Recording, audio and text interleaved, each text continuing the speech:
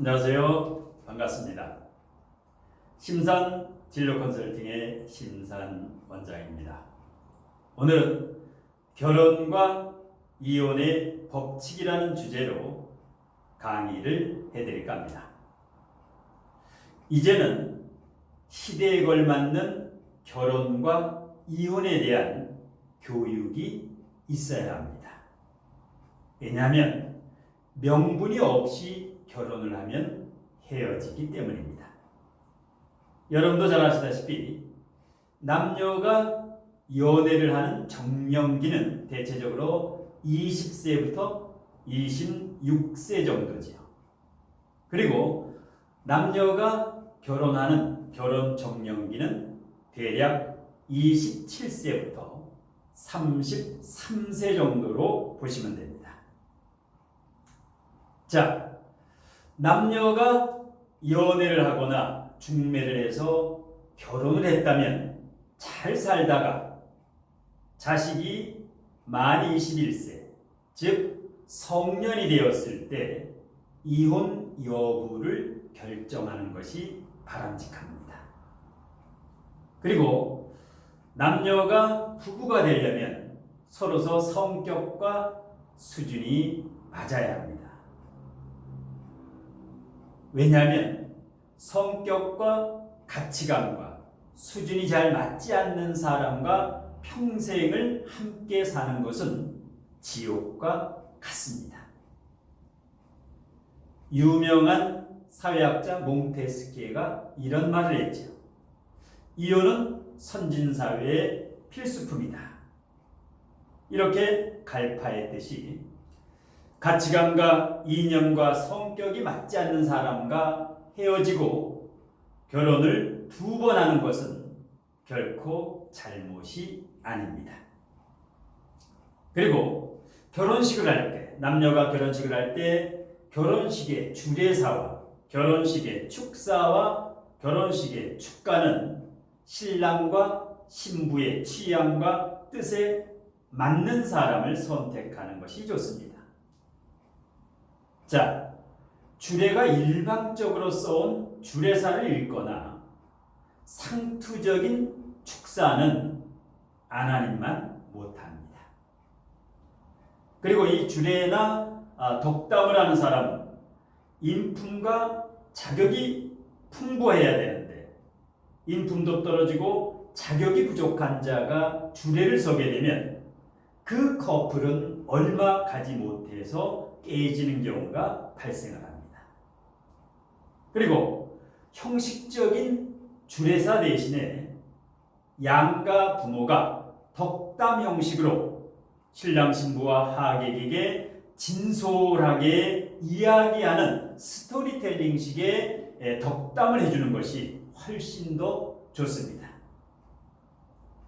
여러분도 잘 아시다시피 자, 지금까지는 3쌍 중에 1쌍이 평균적으로 이혼을 합니다. 자, 앞으로 1, 20년만 가면 어떻게 될까요? 2쌍 중에 1쌍이 이혼을 하게 됩니다. 자, 그렇기 때문에 남녀가 결혼을 두고 중매라든가 연애를 통해서 사귄 사람과 결혼을 할까? 아니면 결혼을 하지 말까? 이렇게 망설이거나 고민되는 경우가 있습니다. 이렇게 결혼을 할까 말까 망설이고 고민될 때는 절대 그 결혼을 해서는 안 됩니다. 그리고 장례식장이나 아니면 애경사에도 마찬가지입니다. 갈까 말까 고민될 때는 부의금이나 축의금만 전달하고 절대 그 애경사에 참석해서는 탈이 나게 됩니다. 그리고 특히 결혼을 할 때 가족들이 반대하는 결혼을 하면 어떻게 될까요? 10중 8구 깨지게 되기 때문에 가족이 반대하는 결혼은 절대 금물입니다. 자, 사회주의나 독재 국가일수록 그리고 공산주의일수록 이혼율이 낮지. 그리고 자유롭고 창의적이고 선진국일수록 이혼율이 높게 되죠. 그리고 결혼이라고 하는 것은 남자와 여자 이렇게 음과 양의 결합이기 때문에 동성연애는 파트너 관계의 연애이지 동성연애는 결혼은 아닙니다. 자, 그래서 남녀의 성격이 30% 정도 차이가 난다면 서로 이해하고 설득하고 양보해서 계속 부부 생활을 유지해도 되고 유지할 수가 있습니다. 그런데 남녀 이 부부의 성격이나 가치관이나 바라보는 그 방향이 70% 이상 차이가 나서 말이 통하지 않으면 무조건 헤어지는 것이 좋습니다. 왜냐하면 서로 말이 통하지 않으면 시간만 낭비하고 결국에는 골병이 들고 마음의 화병이라든가 우울증이라든가 조울증이라든가 심지어는 공황장애까지 생기게 됩니다. 자, 부부간의 가치관이 맞지 않고 성격이 맞지 않고 명분이 없는데도 미련을 부리고 시간만 끌다가 헤어지지 못하면 그 탁한 기운이 자식에게까지 고스란히 내려가게 됩니다. 부모가 갈등과 불화로 탁한 기운을 만들면 어떻게 되겠습니까? 그 탁한 기운이 자식에게 내려가서 그 자식도 그 탁한 기운을 받아서 부모를 닮게 됩니다. 부모의 좋은 젊을 닮아야 되는데 부모의 갈등과 불화, 이 탁한 기운을 받게 되면 그 자식도 나중에 결혼하게 되면 불행한 결혼 생활을 하게 된다는 거죠. 자, 일단 결혼 생활을 해서 실패하고 재혼을 한 경우도 있고 아니면 사주적인 문제가 있어도 마음 공부라든가 명상 공부라든가 아니면 부족한 질량을 채워서 결혼에 성공하고 부부 생활에 성공한 사주가 있는데 자, 일단 칠판의 예문사주를 보면서 설명을 해드리겠습니다. 자, 오늘 강의가 이제 결혼과 이혼의 법칙 여기에 대해서 이제 강의를 해드리고 있는데요. 자, 예문사주 지금 4개를 제가 칠판에다가 표기를 해놨는데요. 한번 보겠습니다. 자, 첫 번째 사주 같은 경우는 연, 월, 일, 시. 자, 이렇게 이혼 확률이 높은 사주가 있고 이혼 확률이 높은데도 불구하고 행복한 결혼 생활을 하는 경우도 있습니다. 자, 자칫 첫 번째 경우는 젊어서 일찍 이혼을 하고 지금은 아주 아무런 문제 없이 이렇게 생활을 하고 있는 이런 경우인데 자, 이혼의 사주상 요인을 한번 찾아보겠습니다. 병화일간에 기토가 있으면 상관이죠. 화생토, 화토상관격이죠. 그러면 이것이 남자일 수도 있고 여자일 수도 있는데 여자라고 가정을 해봅시다. 자, 그러면 이 상관의 힘의 세기를 봐야 됩니다. 그냥 상관이 사주에 있다고 이혼을 하는 것이 아니라 상관의 통근력, 기토가 오화라고 하는 록지에 뿌리를 내리고 있지요. 진토에도 뿌리를 내리고 있고 그러면 이 상관은 강한 상관이다. 그러면 어떻게 되겠습니까? 이 사주에 간성이 없지요. 이 사주에는 수가 간성인데 개수가 정간이고 임수가 편간인데 임계수가 없지요. 단 지장간에 진중개수, 진중개수 정관은 있다. 정관은 있다. 자, 그러면 일찍 결혼을 하게 되면 이 개수운이 올 때, 대운이나 세운에서 개수 정관운이 올 때 어떻게 되겠습니까? 상관, 정관. 상관, 정관을 하는데 이 관성에 힘이 없지요. 이 사주에서 대운에서 이제 받쳐주면 좀 난데 이렇게 되면은 젊은 나이에 예를 들어서 뭐 계유대운이라든가 이럴 때 이렇게 이혼을 하게 됩니다. 그리고 진중개수가 초년, 청년, 중년 진중개수가 예를 들어서 젊어서 결혼에 실패를 하더라도 진중개수는 5월 병화 굉장히 조후적으로 조열하지요. 이것을 진토가 녹여주지요. 그 다음에 여기서 개수라고 하면 이 정관은 대단히 긍정적인 정관이다.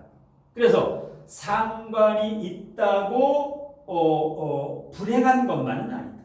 왜냐? 이 사주에 목인성이 없는 것은 단점이지요. 목인성이 있다라면 상관폐인이 되는데 지금 상관이 날뛰더라도 목인성이 그 임금식상을 해주지 못하기 때문에 이 상관이 개수와 토국수에서 상관정관 위화백단이다. 그런데 이 상관은 또 장점이 있습니다. 상관생재, 여기에 식신정제까지 되지요. 이렇게 되면 배우자운, 젊어서 배우자운은 불리했으나 재물운이라든가 사업운은 대단히 좋지요. 상관생재는 뭡니까? 돈의 길목을 지키고 있을 정도로 돈 냄새를 잘 맡는다. 돈을 잘 번다. 사업가적 기질이 있다라는 거죠. 예. 그래서 사람은 부부의 인연, 배우자운은 박하면 그 외에 다른 능력을 반드시 대자연에서는 부여하게 됩니다. 그래서 배우자운이 없다고 실망할 필요가 없습니다. 자, 이런 경우는 직업적으로 발목을 할 수 있는 이런 운이고, 그리고 이렇게 작년이나 말년 쪽으로 가게 되면은 이제 다른 남자를 만나는데 이럴 때는 이제 궁합을 정확히 봐야지요. 여기는 목이 없기 때문에 목이 한 2개 정도 있는 남자라든가 수관성이 없기 때문에 그래서 수와 목 이런 쪽. 그래서 궁합에 맞는 남자와 중년, 장년, 말년에 다시 재혼을 한다든가 이런 식으로 하면 행복한 인생을 살 수가 있습니다. 자, 두 번째 구조를 한번 보겠습니다. 자, 두 번째 연월일시에서 자, 이게 이제 여자분이라고 가정을 합시다. 그러면 여자 사주에서 남자 관성을 찾아야지요. 그러면 관성이 어디에 있습니까? 월천간에 정관이 있죠. 자, 그러면 배우자운을 볼 때 여자 사주에서 배우자운을 볼 때는 관성의 동태, 관성이 힘이 있느냐 없느냐. 이것은 관성이 고립돼 있지요. 고립이 뭐냐? 토극수, 수극화. 이 임수를 도와주는 금이 없지요. 금. 예. 이렇게 되면은 이것을 고립이라고 합니다.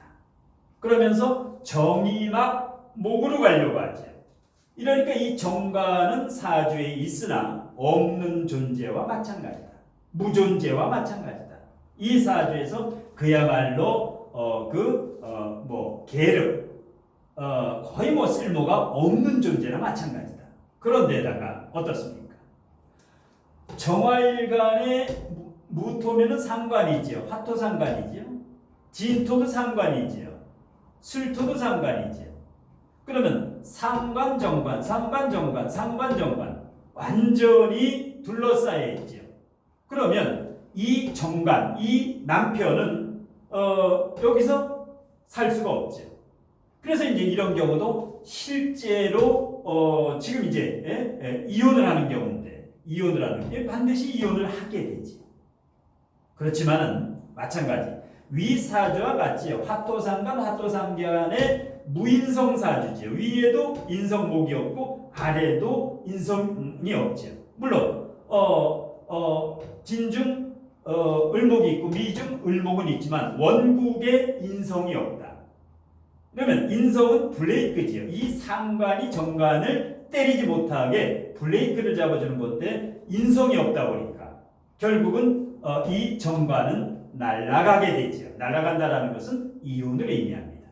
그래서 결혼을 하고 이혼을 하는 경우가 바로 이런 경우입니다.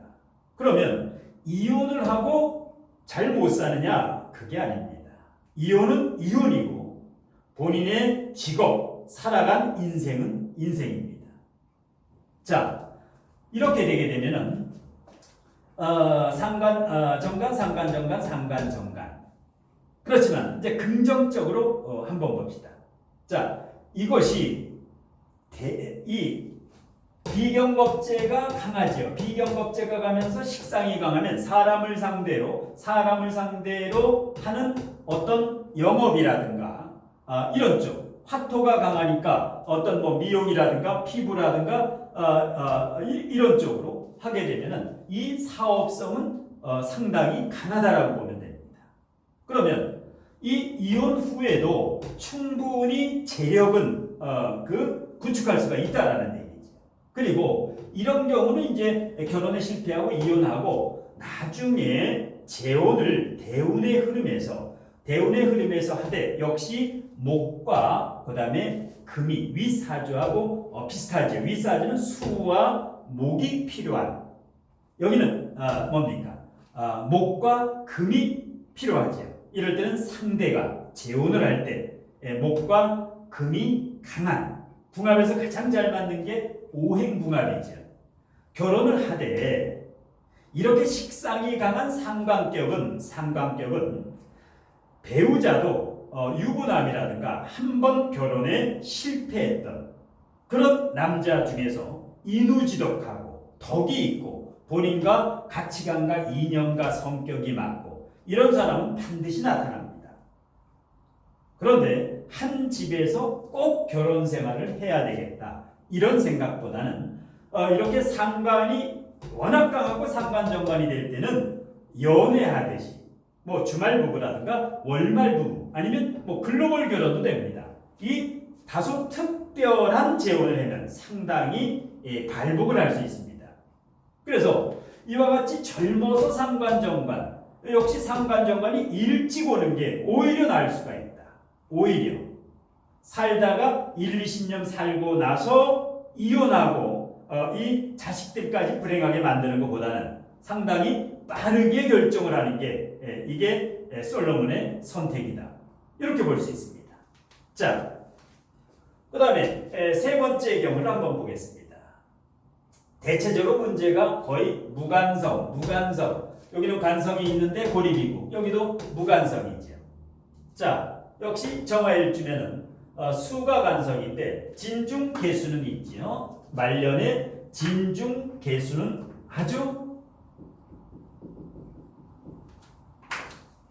편관, 관성이 말년에 있죠. 자, 화토상관격 비슷하지요. 화토상관격인데 상관이 강하죠. 상관이 강하고 여기까지도 상관인데 여기는 인성이 있지요. 여기는 100만 불짜리 인성이 있습니다. 상관 대인을 해주니까 어떻습니까? 젊어서 예를 들어서 여기도 마찬가지입니다. 상관 정관 운이 오게 되면 임수라든가 대운에서 임수라든가 지지에서 상관 정관 운이 오게 되면은 뭐 이혼 운이기 때문에 이혼을 할 수가 있습니다. 그런데 여기서 말년에 토년, 청년, 장년, 말년으로 갈수록 상관폐인이 되고 진중 개수가 그리고 이제 대운의 흐름이 수대운이 올 때 여기서 정화가 4월생이죠. 이러면 수대운이 올 때 해자축 대운으로 갈 때 상당히 여기서는 재혼을 하게 되면 좋은 남자를 만날 수가 있죠. 예. 그래서 이 인성이 얼마나 중요했냐 사주에 대단히 중요합니다. 상관정관이 되더라도 인성이 브레이크가 돼가지고 인성이 뿌리를 튼튼하게 내리고 있죠. 진중 간목이니까. 예. 자, 마지막 사주를 보겠습니다. 이런 경우 같은 경우는 비경겁제가 강하고 인성도 강하고 그 다음에 식상도 강하지요. 어떻게 보면 삼기성상격, 준삼기성상격에 해당하는 귀양사주라고 보면 됩니다. 그냥 상관이 있으니까 부정적이다가 아닙니다.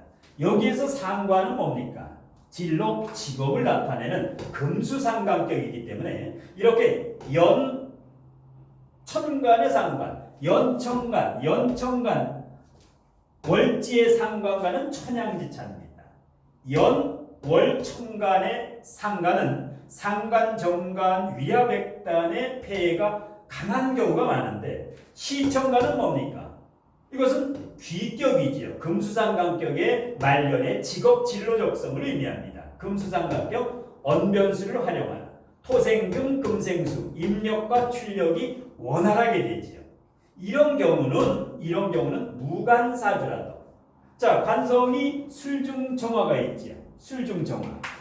자, 지장간에밖에 없는 무간사주라 하더라도 위기만 한번 넘기면, 예를 들어서 비경겁제가 강해지고 뭐 축토가 축수령을 짜는 이러한 대운만 슬기롭게 버텨낸다면 상당히 발복을 할 수 있는, 상승을 맞이하고 발복을 할 수 있는 이런 경우.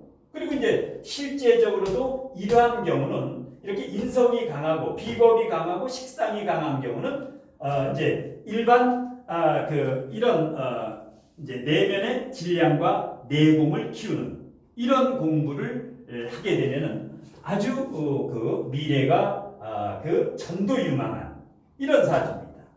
그래서 그냥 단식 판단으로 사주에 여자 사주에 상관이 있으면 나쁘다. 나쁜 경우도 있지만 사업적으로 이런 경우도 대단히 좋죠. 사업적으로 이 상관을 활용을 하면 비경겁제니까 예를 들어서 건강찻집이라든가 사주 카페를 오픈하면 어떻게 됩니까? 사람들이 몰려오지요. 그리고 언변술이라든가 서비스 정신도 대단하지요. 언변술. 이렇게 되면 큰 부를 축적할 수 있는 재능이 됩니다. 그래서 이 상관이라는 것은 양날의 칼인데 정관을 공격하기도 하지만 큰 사업을 성공시킬 수 있는 그러한 아이디어, 임기응변, 재치가 되지요. 초월적인 능력입니다. 그래서 지금 인공지능 빅데이터 시대는 이러한 상관이라든가 편인이 있으면 어떻게 됩니까? 상관과 편인이 있으면 100만 불짜리죠. 예전하고 다릅니다. 시대가 흐르면 사주 해석도 거기에 걸맞게. 예전에는 이렇게 상관이 강하면 어떻게 됐습니까? 사주 딴자도 거부를 당하는 그런 시절이 있었는데 지금은 인공지능 빅데이터 시대이죠. 그래서 엄밀하게 따지고 보면 좋은 사주와 나쁜 사주는 없는 겁니다. 똑같은 사주입니다. 대자연은 사람에게 시련을 주면 반드시 그 시련을 극복할 수 있는 힘을, 다른 재능, 다른 소질, 다른 역량을 주게 됩니다. 그래서 오늘 강의는 이제 결혼과 이혼의 법칙인데요. 이제 결론적으로 총평을 하면 부부가 가치관과 성격이 맞고 서로를 위해서 사랑과 배려로 상생할 수 있다면 어떻게 되겠습니까? 하나님도 갈라놓을 수 없습니다. 죽어서 천상계로 해탈해도 천년이고 만년이고 그 살아서 부부는 죽어서도 천년 만년 행복을 누릴 수가 있습니다. 자, 오늘은 결혼과 이혼의 법칙에 대해서 강의를 해드렸는데요. 구독과 추천으로 복채를 내신 분들 모두 가정에 만복이 깃드시길 천부경으로 축원하면서 심사원장의 오늘 강의는 이것으로 모두 마치겠습니다. 고맙습니다.